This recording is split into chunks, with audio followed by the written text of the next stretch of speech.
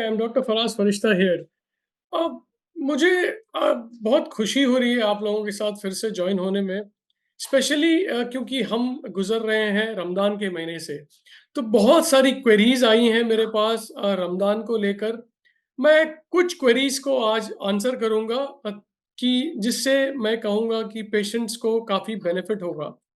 तो पहला जो कॉमन क्वेश्चन जो आया है वो ये है कि डायबिटीज़ जो टाइप 2 डायबिटिक पेशेंट्स होते हैं, उनके रिस्क और चैलेंजेस क्या होते हैं रमज़ान के लिए?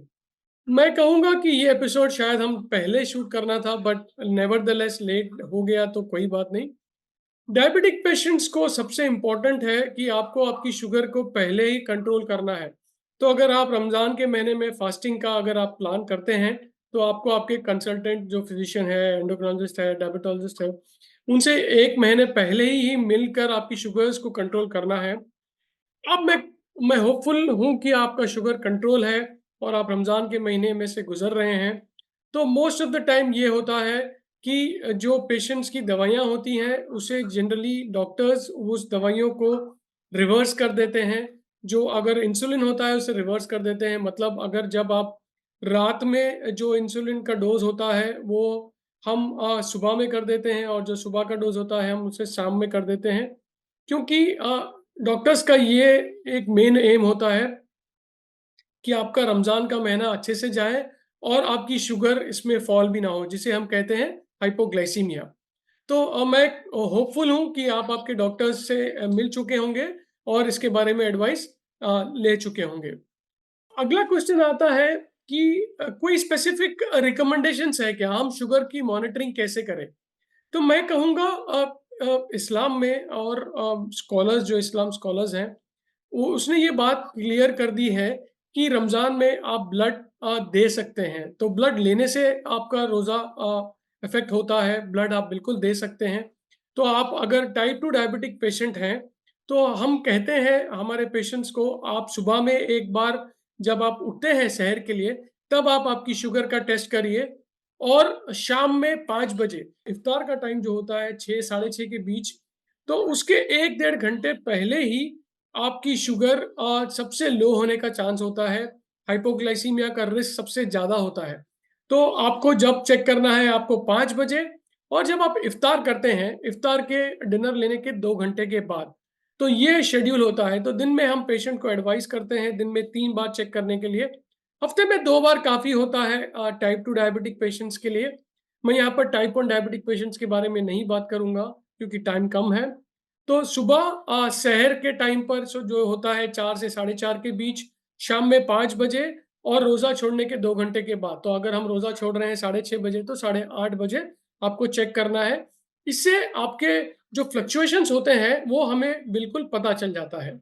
और ये एक कॉमन क्वेश्चन आता है कि अगर शुगर पेशेंट्स को साथ में बीपी हो, थायरॉइड हो, तो ये इस दवाइयों का कैसे इस्तेमाल करें? तो अक्सर ये होता है कि जब आपकी थायरॉइड की जो मेडिसिन होती है, उसे हम आपको फास्टिंग में लेने को कहते हैं। तो रमज़ान में वो बहुत मुश्किल हो जाता है। आप जब उठते हैं प्रेयर्स करते ही आपको टैबलेट लेना पड़ता है। तो अगर आप व्हाट मैं सजेस्ट करता हूँ, जैसे आप उठते हैं, तभी आप टैबलेट ले लीजिए, तो एटलीस्ट एक हाफ एन आवर का गैप तो आपको बिल्कुल मिल जाएगा। ज़रूरी है 1 घंटे का गैप बट अगर आधा घंटा भी होता है, तो भी कोई प्रॉब्लम की बात नहीं है। तो आप थायरॉइड की प्रॉब्लम अगर आप थायरॉइड की गोली ले रहे हैं, तो आप उठते ही उससे पहले ले लें और आधे घंटे के बाद आप आपका जो शहर का जो मील होता है, वो आप ले सकते हैं। बीपी की गोली और हार्ट की गोली वो डेफ़िनेटली आपको आपके शहर के बाद ही लेना है। और कुछ दवाइयाँ जो आपकी कोलेस्ट्रॉल की होती हैं और कुछ ताकत की दवाइयाँ होती हैं, जैसे कुछ रगों की दवाइयाँ होती हैं, वो आप रात में आप इफ्तार के बाद ले सकते हैं। एक कॉमन और क्वेश्चन आता है कि इंसुलिन का एडजस्टमेंट कैसे किया जाए? मैं यहाँ पे डोसेज़ के बारे में बात नहीं करूँगा क्योंकि आपके इसके लिए तो आपको आपके डॉक्टर्स को ही मिलना पड़ेगा। मैं ये एक कॉमन बात बताऊँगा कि अक्सर डॉक्टर्स ये करते हैं कि अगर आप 2 टाइम इंसुलिन ले रहे हैं, तो रमज़ान के टाइम पे उसे 1 टाइम कर देते हैं। और जो शॉर्ट एक्टिंग इंसुलिन होता है, जो फौरी एक्ट करता है, जो फ़ास्ट एक्ट करता है, उसे generally doctors long term insulin जो लॉन्ग एक्टिंग होता है, जो धीरे-धीरे काम करता है, 24 घंटे काम करता है, उस पे आपको शिफ्ट कर देते हैं। तो ये जब डोज़ आपको इफ्तार के बाद दिया जाता है, जो आप डिनर के बाद लेते हैं, तो आपकी नेक्स्ट 24 आवर्स तक शुगर धीरे-धीरे कंट्रोल रहती है। तो इससे आपका शुगर गिरता भी नहीं है। तो अगर आप शॉर्ट एक्टिंग इंसुलिन ले रहे हैं, दिन में 3 बार इंसुलिन ले रहे हैं, तो मेरा ये सजेशन होगा कि आप आपके डॉक्टर्स को कंसल्ट करिए, तो उससे वो आपको बेहतर एडजस्टमेंट कर पाते हैं। और एक मैं कहूँगा मोस्ट इम्पोर्टेंट क्वेश्चन जो आया है, अगर किसी का शुगर लो हो जाता है, किसी को हाइपोग्लाइसीमिया होता है, तो क्या किया जाए? तो हाइपोग्लाइसीमिया मतलब हम इसे डिफाइन करते हैं जब आपकी sugar levels less than 70 milligram होती है, 60 मिलीग्राम होती है।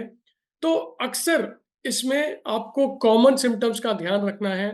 अगर आपको बहुत पसीना आ रहा है, अगर आपको शिवरिंग हो रही है, आपकी दिल की धड़कन बढ़ रही है, आपको पैल्पिटेशन हो रहा है, आपको हेडेक स्टार्ट हो रहा है, तो ये कॉमन सिम्पटम्स हैं जिससे हमें पता चलता है कि आपकी शुगर कम हो रही है। तो अगर रोज़े के दौरान आपको ऐसे लगता है कि आपको ये कोई भी सिम्पटम्स आ रहे हैं, तो इमीडिएटली आपके ग्लूकोमीटर से आपको शुगर चेक करनी है और अगर आपकी शुगर लेस देन 70 जा रही है, तो आपको इमीडिएटली आपका रोज़ा छोड़ना पड़ेगा क्योंकि अगर इससे और नीचे जाती है, तो आपको जान का खतरा हो सकता है।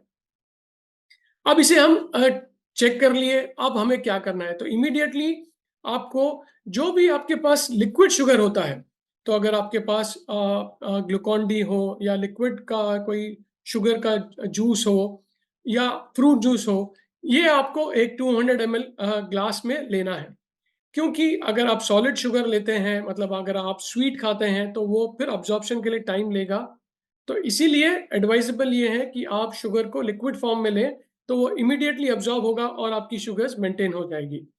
और मैं यहाँ पे एक एडवाइस देना चाहूँगा, अगर आपकी शुगर लो होती है, आप उसे घर में ट्रीट करते हैं, तो नेक्स्ट रोज़े से पहले, नेक्स्ट दिन से पहले इम्पोर्टेंट है आप आपके डॉक्टर से कंसल्ट करिए कि अभी आपको आपके मेडिकेशंस को कैसे चेंज करना है, सो दैट आपका रोज़ा भी खराब ना हो और आप कुछ कॉम्प्लिकेशन में भी ना जाएँ। अभी और इम्पोर्टेंट क्वेश्चन्स आते हैं कि हम इफ्तार के टाइम पे क्या खजूर खा सकते हैं? तो बिल्कुल इफ्तार के टाइम पे आप एक खजूर से रोज़ा बिल्कुल छोड़ सकते हैं, इससे कोई प्रॉब्लम नहीं है। और अक्सर ये त्योहार होता है फीस्टिंग एंड फास्टिंग, तो अक्सर हेवर्ड हो जाते हैं हम इवनिंग में पार्टीज़ को लेकर।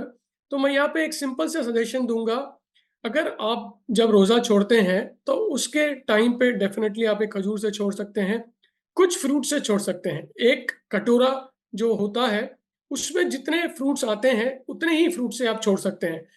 तो वो आप फ्रूट्स में एप्पल ले सकते हैं, पपई ले सकते हैं, मौसम्बी ले सकते हैं, अनार ले सकते हैं, जाम ले सकते हैं। या इसका जो मिक्स फ्रूट होता है, जो एक छोटी-सी बाउल में आता है, कटोरी में आता है, उतना आप ले सकते हैं रोज़ा छोड़ने के टाइम पे। डिनर्स में एडवाइजेबल है कि आप चावल जनरली ना लें। डिनर्स के टाइम पे आप रोटी लें, सब्ज़ी लें, ग्रेवी लें, आप चिकन ले सकते हैं, मटन ले सकते हैं। अगर आपको चावल लेना ही है, तो हम सजेस्ट करते हैं आप सुबह सहर में लीजिए। इससे क्या होगा, दिन भर आपका शुगर भी मेंटेन रहेगा और आपकी शुगर सडनली बढ़ने का चांस भी नहीं रहेगा। तो ये हो गया फ्रूट्स का, ये हो गया वेजिटेबल्स का। मोस्ट और इम्पोर्टेंट चीज़ है, अगर आप एल्डरली हैं, तो आपके हाइड्रेशन स्टेटस को आपको मेंटेन करना है। तो एटलीस्ट आप ये गोल रखिए 2 से 3 लीटर पानी आपको पीना है और रोज़ा छोड़ने के बाद एटलीस्ट आधा लीटर का आप पानी पीना है। फिर डिनर के बाद आपको 1 लीटर लेना है, सहर में आधे से 1 लीटर लेना है। तो एटलीस्ट 2 से ढाई लीटर पानी बहुत ज़रूरी है, क्योंकि अभी हम समर के सीज़न से जा रहे हैं। तो डिहाइड्रेशन होने के चांसेस बहुत ज़्यादा होते हैं, तो हमें हाइड्रेशन स्टेटस को मेंटेन करना बहुत ज़रूरी है। और एक क्वेश्चन है कि स्लीप ज़रूरी है क्या रमज़ान के पीरियड में? बिल्कुल ज़रूरी है, क्योंकि स्लीप अगर आप नहीं लेते हैं, तो आपका जो सर्काडियन रिदम होता है, आपके जो स्ट्रेस हार्मोन्स होते हैं, वो हाई हो जाएँगे। तो अगर वो हाई हो जाते हैं, तो अगेन वो आपके शुगर पे, बीपी पे इफ़ेक्ट कर सकते हैं। तो एटलीस्ट रमज़ान के महीने में 6 घंटे की स्लीप तो बहुत ज़रूरी है। तो आप कोशिश करिए कि आप एटलीस्ट 5 से 6 घंटे का आप स्लीप लीजिए।